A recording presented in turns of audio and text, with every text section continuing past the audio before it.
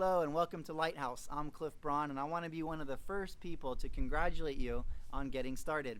And this is a quick start training, a fast start training. It's not the basic training. There's a lot more you need to know, but this is kind of a crash course, if you will, on getting started. Number one, don't approach a group of your friends. Never approach your whole family at the same time, because one rotten apple can spoil the whole bunch. It just takes one person to be a jerk and mess it up for everybody. So don't approach a group of people at the same time. Number two, always be in a hurry. Now, why do you want to be in a hurry? Because of number three, never answer questions. Curiosity is your very best tool. Everybody thinks they're an expert, and as soon as you tell them what it's about, they think they know what it's all about, and really they don't.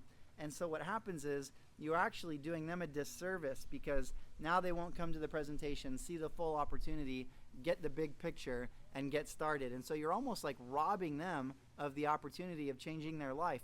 And so don't mess it up for your friends.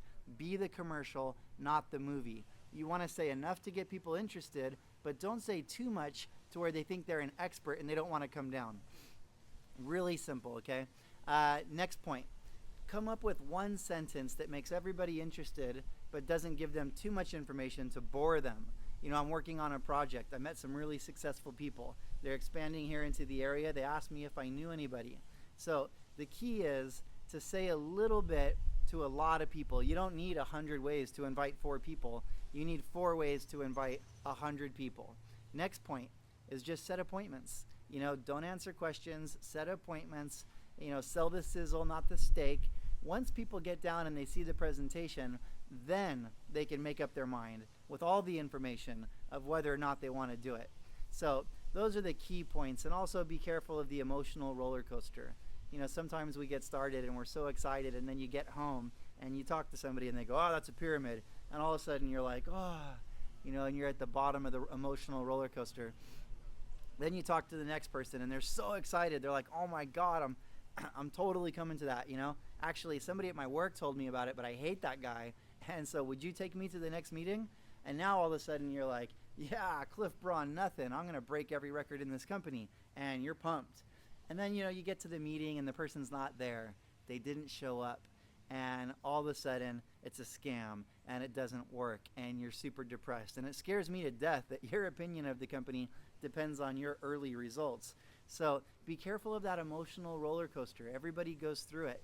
You know, so the guy doesn't show up and you're totally bummed out. And then you get home and, you know, you've got a voice note and you're like, you're listening to it and the guy says, man, I'm really sorry I didn't make it. I got a flat tire. But dude, the guy that came to fix my tire, he was asking me what I was doing. I told him about it. He wants to come and he's bringing his wife. So I'm going to be at the next meeting with a guest who has a guest. And now all of a sudden you're super pumped up again.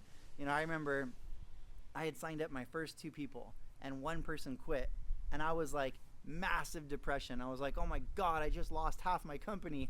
So eventually you'll have enough people on your team to where one person isn't going to make or break your attitude. And so it's easy to have a great attitude once you're making a lot of money.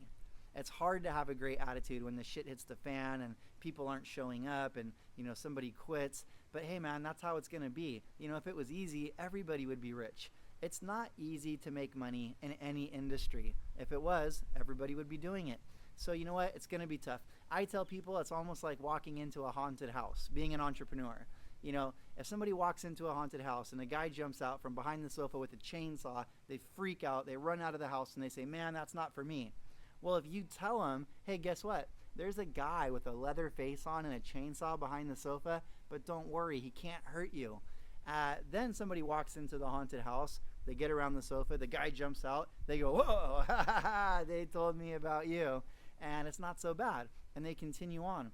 So you've got to prepare the new person for the cold water, that some people aren't going to see it. They're not going to be into it, and that's okay. You know, I decided to wear a black t-shirt today, but there's other people out there that are probably wearing a different colored t-shirt.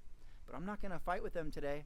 I'm not going to argue with them. I see a guy walk by in a blue t-shirt, and I go, hey, there goes a blue t-shirt guy. Who cares? Somebody says no, no big deal. End every conversation on a positive note, because people really aren't saying no, they're just saying not yet. And so it's almost like you ask out a girl and she goes, no, I've got a boyfriend. You don't go, lesbian. You know, you don't yell at her and get angry. I can't believe that people actually get into fights with their friends that aren't interested. It's crazy. And so it's almost like if you ask out a girl and she's like, no, I have a boyfriend, and then you just pretend to be your friend, and you're really a great white shark under the ice waiting for it to break. And you know, that's kind of how you have to be in this business. Somebody says no, end the conversation on a positive note. Hey, it's cool, bro, no worries. Hey, we're still gonna watch the game this week, right? And still, you can be their friend. If you don't make a sale, you make a friend. And if it's already a friend, then you don't become a member of the NFL. No friends left. So if somebody says no, end the conversation on a positive note and move on. You know, Jim Rohn talks about how the definition of patience is waiting for a situation to mature while you do something else. So that's the fast start training. Avoid the emotional roller coaster. Don't talk too much. Just bring people down. Keep putting people in front of the expert until you become the expert. Clif Braun, Fast Start Training, Los Angeles, California. See you guys on Facebook.